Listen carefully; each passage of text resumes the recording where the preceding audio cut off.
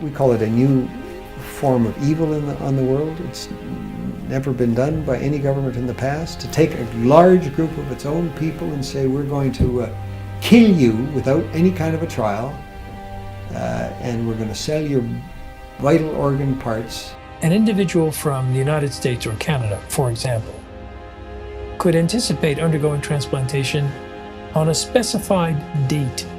It's a crime against humanity. It's abhorrent, and it needs to stop.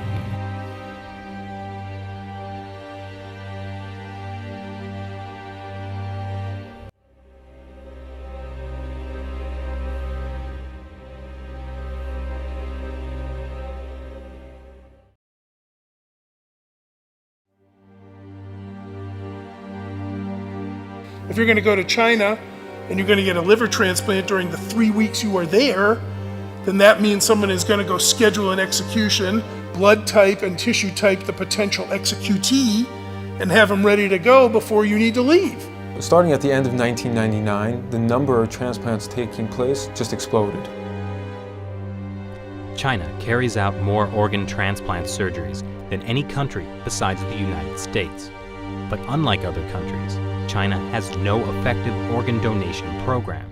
That's because culturally, Chinese people believe the body must stay intact even after death. China's Deputy Minister of Health, Huang Jiefu, has suggested that there are 7,000 transplants every year from the deceased, and that more than 90% come from executed prisoners. The number of criminal executions in China is classified as a state secret, but Amnesty International's estimate is about 1,700. The numbers just didn't add up. It's just too large of a discrepancy there. With only 1,700 executed criminals and no effective donation system, where do the rest of the organs come from?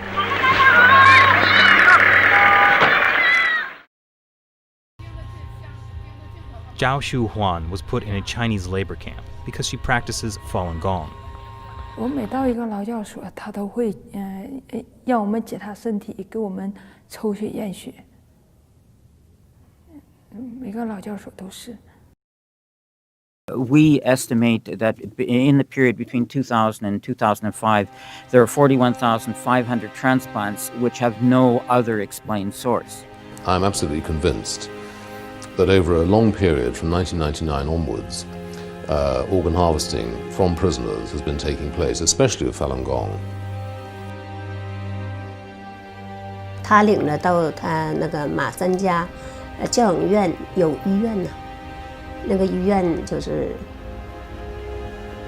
做我真理解好像就是验尿啊，抽干咳。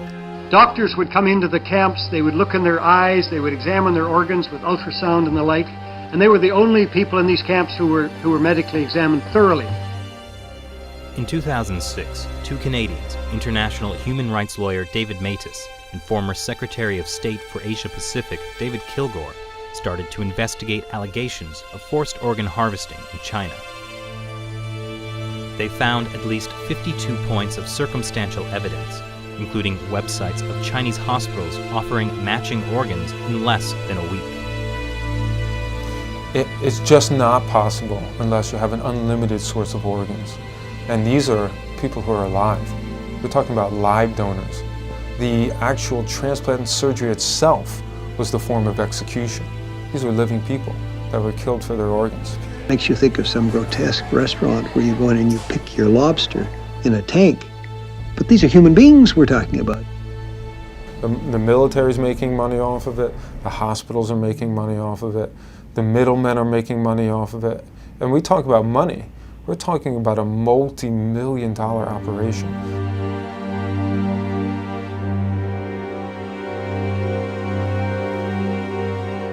Journalist and author Ethan Gutman decided to carry out his own independent investigation. We had witnesses of disappearances, people who'd been examined and then had disappeared, busloads, entire prison wards which had been emptied out. The signs began to look like something much, much bigger. Like Tibetans and house Christians, millions of Falun Gong practitioners are being persecuted in China for their beliefs. In 1999, Communist Party leader Jiang Zemin issued orders to break them financially, ruin their reputations, and destroy them physically. Since then, thousands of Falun Gong practitioners have disappeared without a trace. What happened to the disappeared? They, as far as we know, they're still there in these camps. Many of them been killed through organ harvesting, but the rest are still there, and they're the organ data bank for China. Around 1999, there were around 150 transplant centers. 6-7 years later, they had 600 transplantation centers.